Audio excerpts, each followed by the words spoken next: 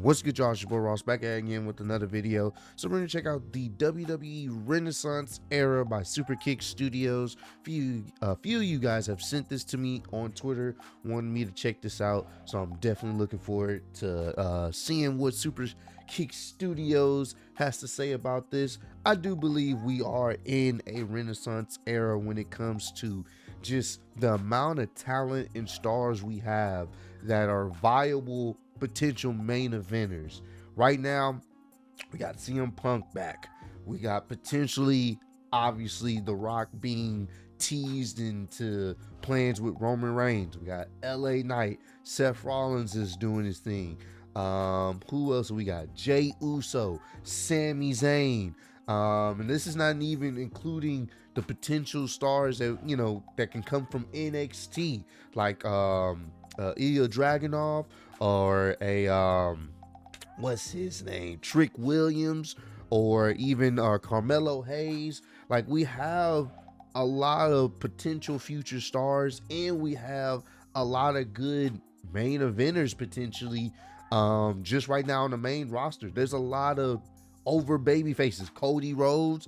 This is why this year's Royal Rumble is looking to be one of the better ones, because there's so many people that are over right now, even just on the babyface side, that the people I've listed could literally win. Even you got to put Gunther into the mix. Like, there's a lot of good talent on the roster that are viable stars.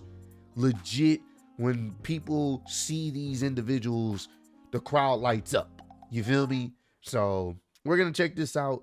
Appreciate all the love and support you guys have shown on the channel. Should be a good one. Let's get right into this one.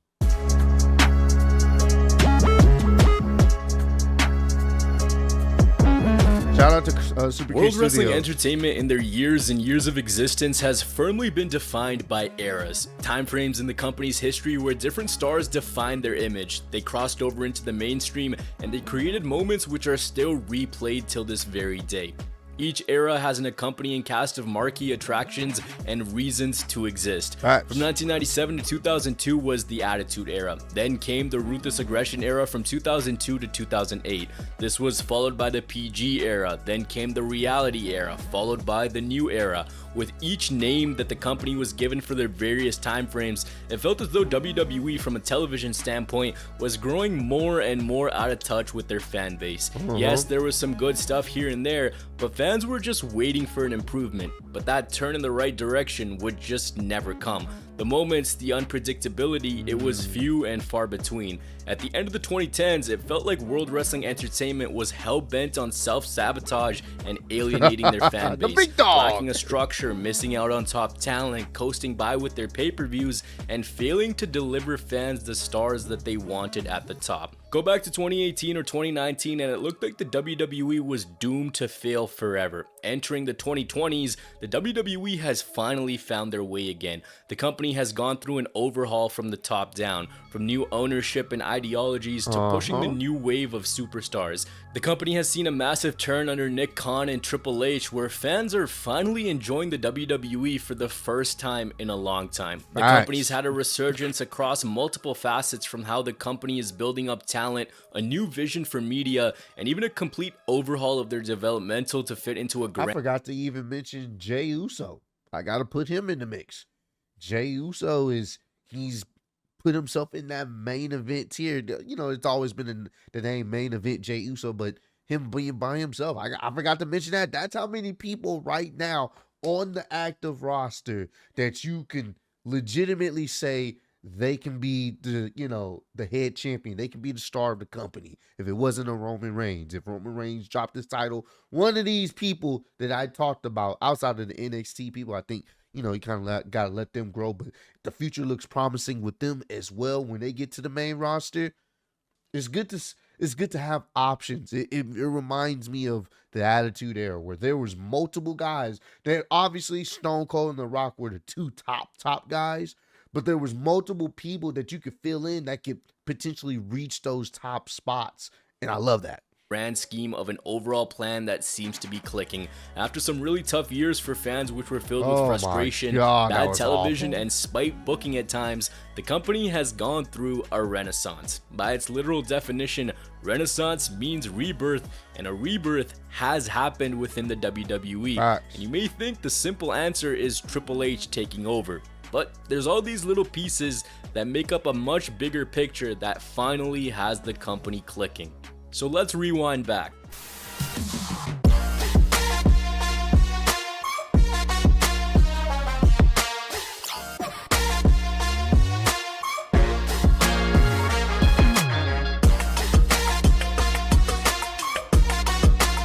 In 2020, WWE hired Nick Khan as their president and chief revenue officer. Khan came into the WWE after working for CAA as their co-head of television. The company hired a seasoned media mogul who brought in a different philosophy on television. He came into the company and changed how the WWE distributed their content and operated their biggest pay-per-views.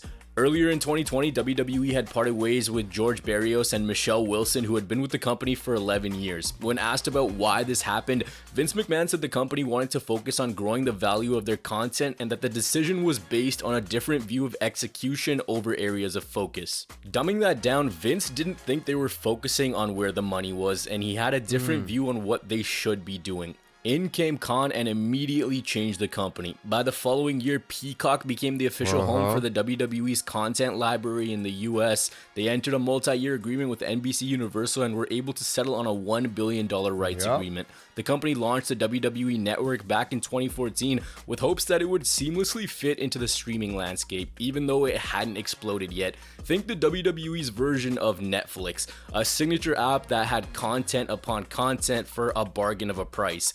This was going to be big time, and for some time it was, but as time went on, those subscriptions started to flatline and even drop. The company made the decision to sell those rights. Essentially, the thought was, where can we plop the WWE logo and have more fans see it? If they couldn't have people coming to them, then they'd go to them on a bigger platform. Nick Khan spearheaded that and was able to make the best of a downtrending situation, and it was his business savvy that helped get that deal done. But where the company has really changed since his hire is their pay-per-views. Go back to 2018 or 2019 and pick a pay-per-view, chances are you'll feel like you're watching a glorified version of Raw or SmackDown. This is very true. Their roster is the strongest that it's been in years, and the company is putting on some huge cards, but they do every pay-per-view, or PLE as they call them now, it seems important. When's the last time we can say a Backlash from last year, just the Backlash pay-per-view as a whole, was that entertaining? Was that must-see? It's still one of my favorite pay-per-views from 2023. Backlash. When can we say a Money in the Bank felt important like last year? Really important. Crowd was electric. Like, even Extreme Rules the past few years have felt important and you wanted to watch for the most part. They've done a great job of making sure these PLEs are important. An Elimination Chamber that's coming up in a few months in Australia, in a stadium, potentially The Rock being there. When's the last time an Elimination Chamber has felt this important? It's a good time.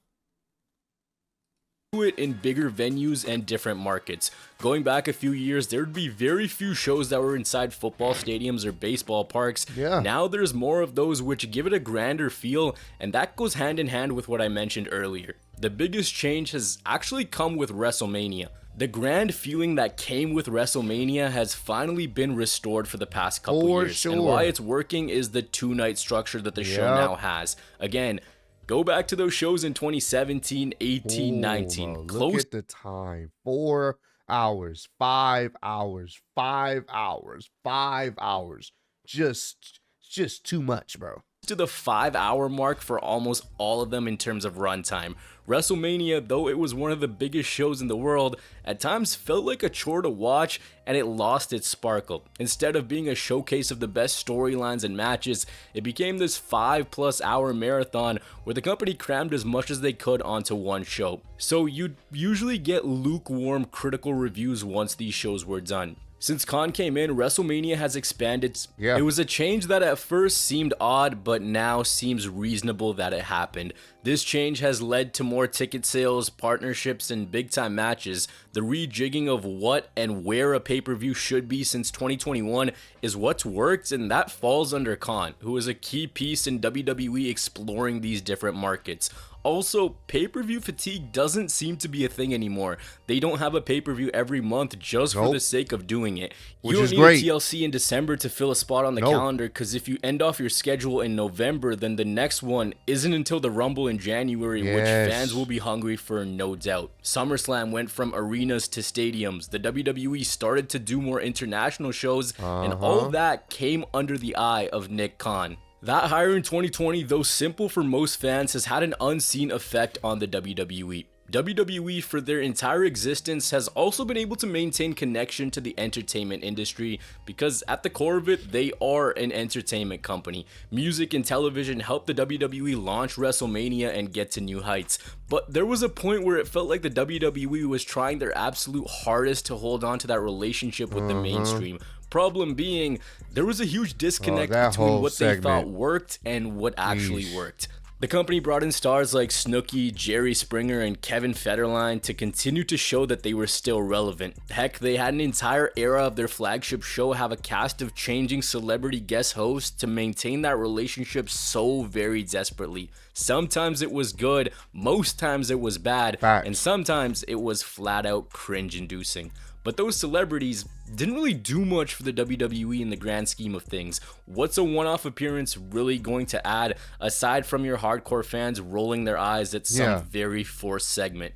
Now this is a model that the company has ironed out. They finally figured out how to incorporate names from the outside. Whereas before the goal was, let's just bring in these guys and use them in a segment for a bit, maybe force them to wrestle even though they have no intention to and they don't really care.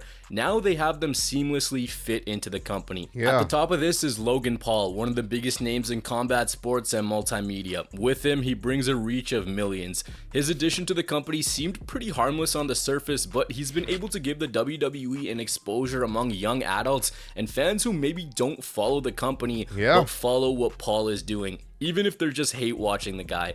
The biggest tool he's got is his online reach and the ability to market. Just look at how many views his Impulsive podcast gets. It's these crossovers that are working and helping people like with wrestlers too. It's working.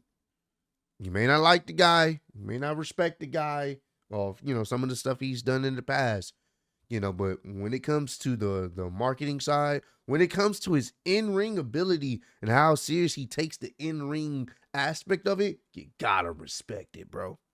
You gots to.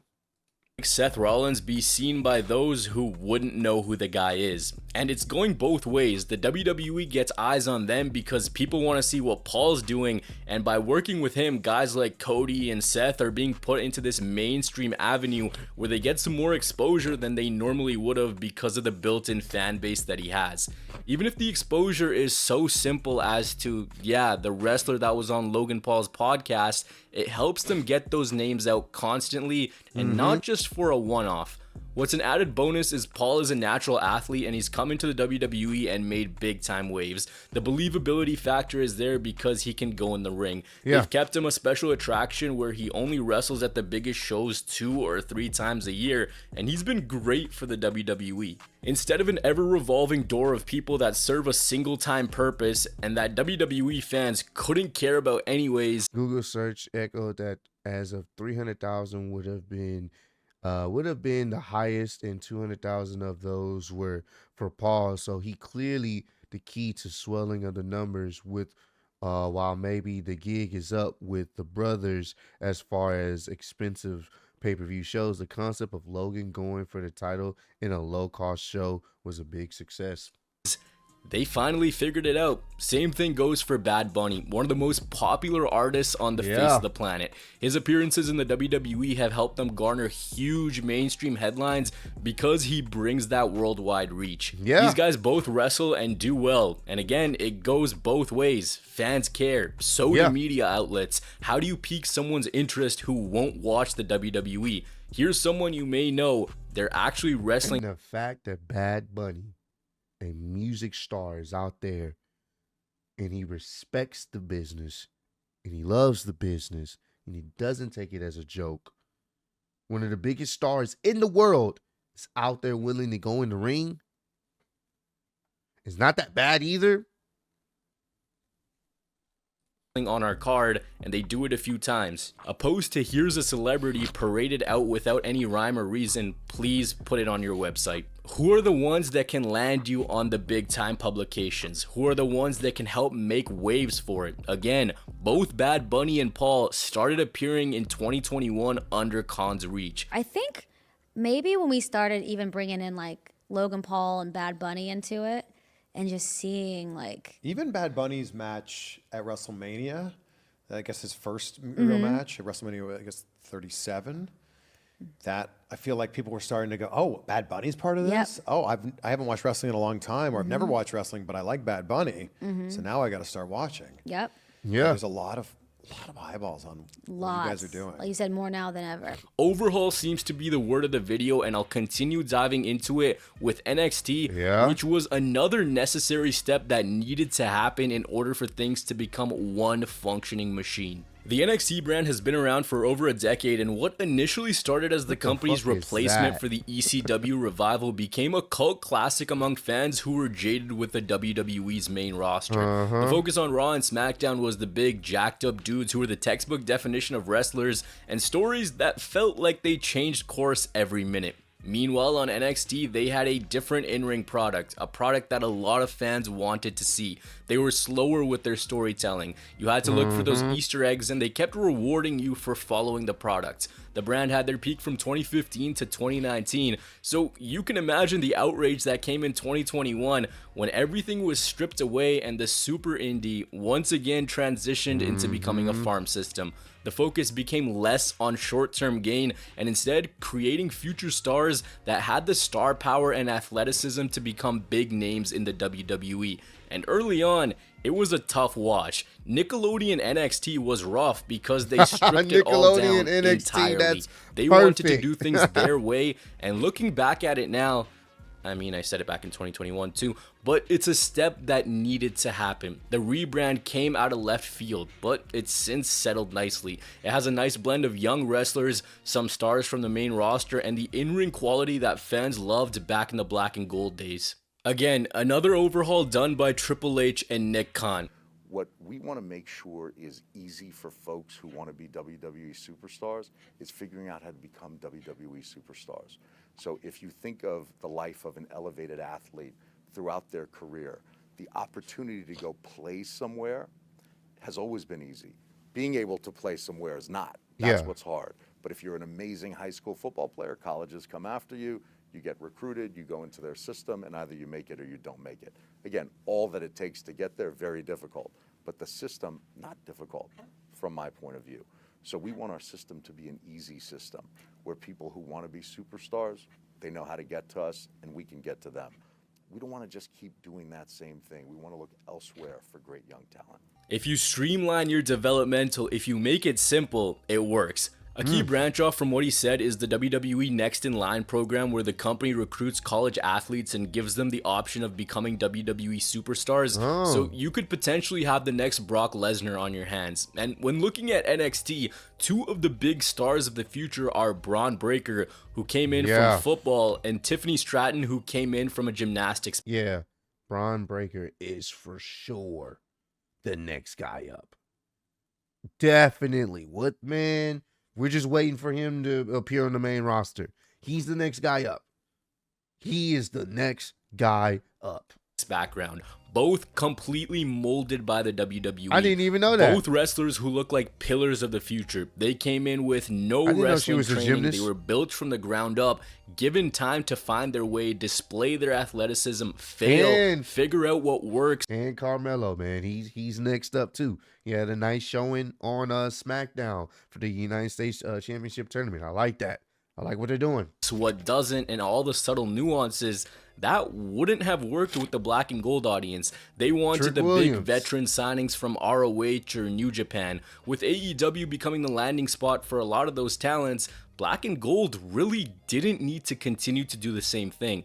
I link it back to sports. It's a farm system, and before that farm Dragon system League? had next to no connect with the actual big team. How are people going to get familiar with these guys if you don't give them a chance? gosh. How are they going to learn if they're just expected to be good in ring? How are they going to continue to sustain their success? And now there's a connection between the farm system and the big team. When they have Braun Breaker appear a few times on Raw, they give Carmelo Hayes a shot. Tiffany Stratton was working with Becky Lynch, and they're slowly weaving them in. Here's our prospects, and here's a little tease. They're young, they're building up, and soon they'll be on the main roster. Remember way back when they didn't even do that, Vince would get his hands on someone from NXT And bury and 'em. have no idea what to do with them. He would just see someone, have no idea what they're about, and repackage them. Bearcat That instead Keith Lee. is happening in NXT. So it again comes back to things fitting together properly. And those call-ups are not fumbled anymore. It's the biggest connect that the two sides have had. I will say this.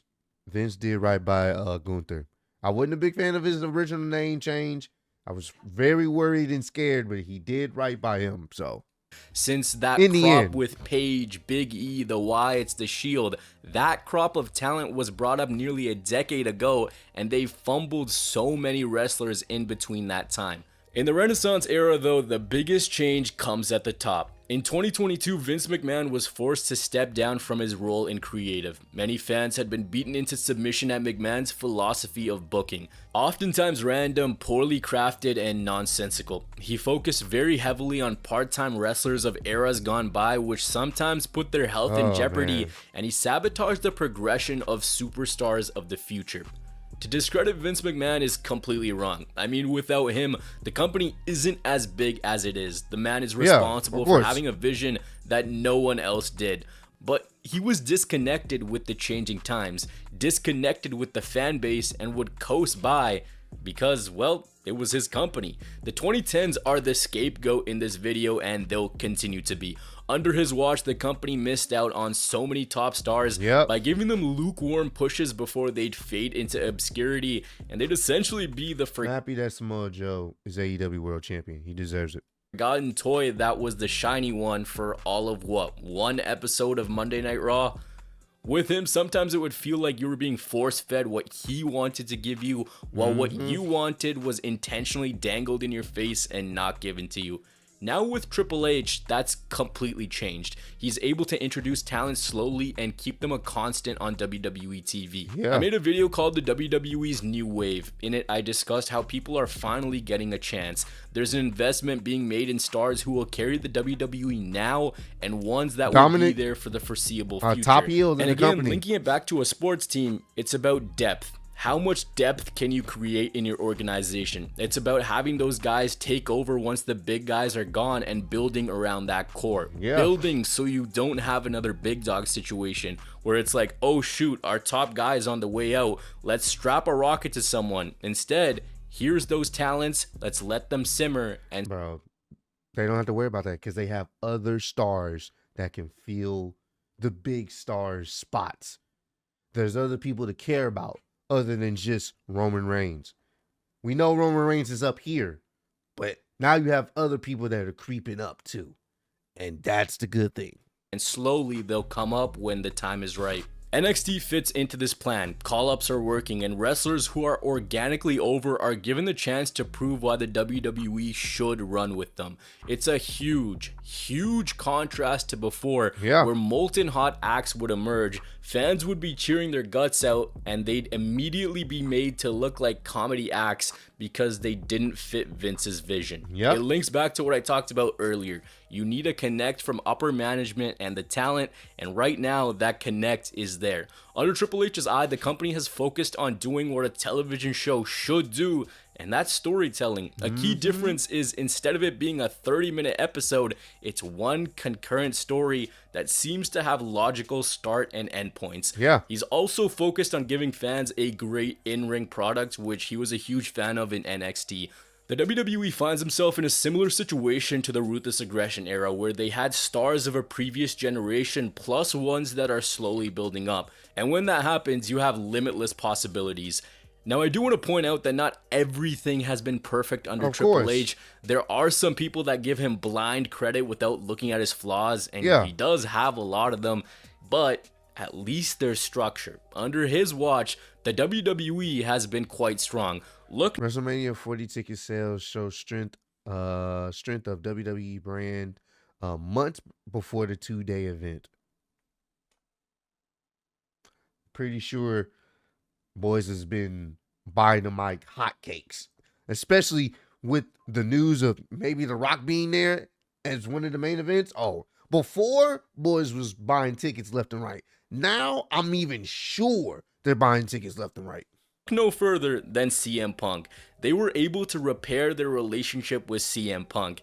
Who knows, in an alternate universe where Vince is still around and the WWE is not the same, maybe his ego gets in the way and we don't get CM Punk back in the WWE. They're Yeah. open to doing business with others and with other companies.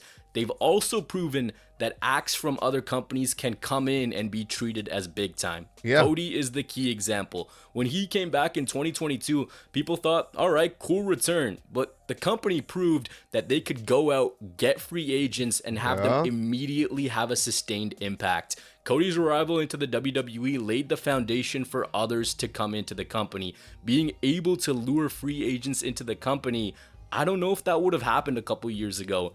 The last one that connects this whole thing together is Roman Reigns' There we heel go. turn. A heel turn that finally made him the top guy that it did. And that's, Vince gave the okay for that. Roman Reigns definitely pushed for that.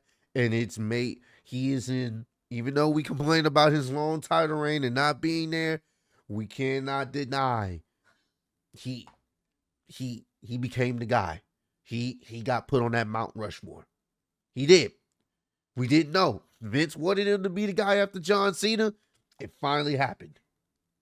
It took a while, but he finally became the guy that Vince wanted the entire time. All he had to do was turn him heel and let him be himself. Didn't feel like he was back in 2019 and even early 2020. The turn gave Roman the autonomy to tell his stories, Yeah. and by virtue of him being the top heel, everything else just slowly So built good, under bro. the top star. If he was still a face, realistically, who would your top heel be? Yeah. Would you have all these crazy moments? Would guys like Jay, Sammy, LA Knight continue to get that big time exposure if he wasn't there? Him being what he is has allowed Him being the top heel, like he said, is made stars even bigger. Made Sammy even bigger. Made Jay Uso, who's been on the roster for so long, even bigger. Because people want to see these guys take him down. Made Cody even bigger. Yup, a good heel can make your baby face that much more over, bro. But you need a really good heel to do that. Cody to become the face talent that the company desperately needed. If he was still a face, those two would be duking it out, and who knows if Cody would even be in that same position. Yeah. So by virtue of having that top marquee name, that huge draw, everything has built underneath while he's still the main attraction. The WWE era we're in is being called the Renaissance era, and it makes sense. When you actually look at how well the WWE is functioning, it makes sense as to why things are clicking. A few years ago, it wasn't like this. Nope. Everything seems like it's intended with one company in mind. There's not this sense of just waiting for something to fall apart from an on-screen perspective. As fans, you don't feel like, okay, when are they just gonna screw us over? The pay-per-views are fun. Everyone's getting a chance. The WWE has developmental clicking with stars of the future ready to take over. WrestleMania is back, and they understand how to remain in the mainstream. Since 2021, the WWE has adjusted in various different assets, and small and simple tweaks, plus Triple H taking over in creative, has given the company new life for the first time in a long time. Though even the WWE's biggest defender can't say it's all perfect. No, it's not. Because it's still not. It has gone through a big It never overhaul, will be. though. If you want great in-ring matches, they have it. If you Yeah. want your soap opera pro wrestling characters, you have those too. If you want tag team wrestling, well, that's slowly being built up. Yes, The slowly. excitement, the unpredictability, and most importantly, God, he was honest about the that. trust within the WWE and their fans is back. It's finally a well-oiled machine that's in working order, and that working order wasn't something that seemed possible at all a few years ago. Fans were just so hell-bent on crapping on the WWE, and let's be honest, they deserved it. Yeah. They deserved every bit of that because they were churning out garbage. Now the company Awful. is finally back to being the sports entertainment giant.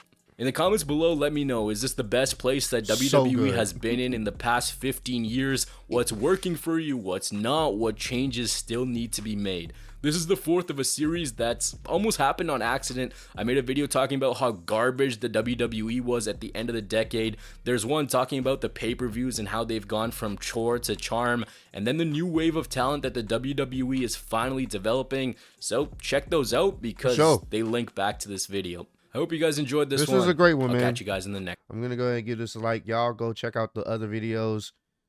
I'm definitely going to off camera. This was fantastic, bro. Fantastic. He's spot on. Super Kick Studios never misses with these retrospective videos on wrestling. This was great. This was truly, truly great. I agree with pretty much everything he said. We are in a Renaissance era. Everything's not perfect, but it feels important.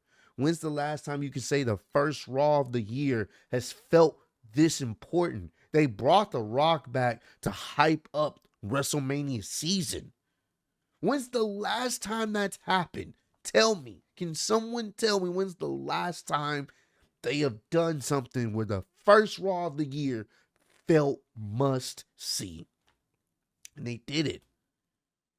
This SmackDown is going to be must see because apparently Roman Reigns is going to be there this Friday.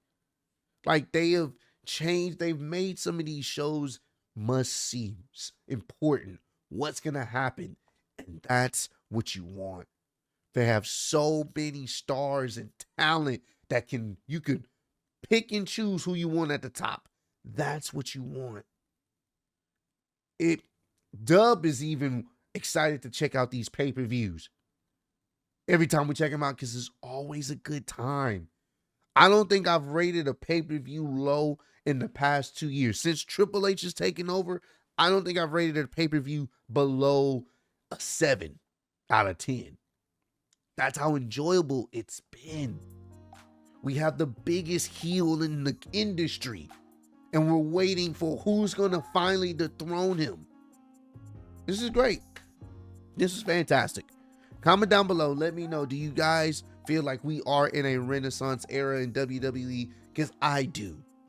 For the first time in a very long time, it feels really good to say that we have a show. It's not perfect. Best believe there's some good Raws, there's some bad Raws, good SmackDown, bad SmackDowns. But for the most part, it feels good to be able to watch the WWE product and not be ashamed and not be bored and not be lethargic about it and not give up on it. It feels good to be like, damn, I can't wait to the Royal Rumble. People are excited and can't wait for the Royal Rumble. I can't wait to see what's going to happen on the next episode of Raw. I can't wait to see what's going to happen on SmackDown. I can't wait to see what they're going to do on NXT. I see a lot of you still showing love to NXT and excited about what's happening there. That's good. That's what you want. And I love to see it. So let me know down below if you guys feel like we are in a Renaissance era in WWE, because I definitely do agree with Super Kick Studios. But I appreciate all the love and support you guys shown on the channel. Road to 150K, and I'm still undisputed YouTube Wrestling Champion of the world. Appreciate y'all kicking it with me. See you on the next one. Peace.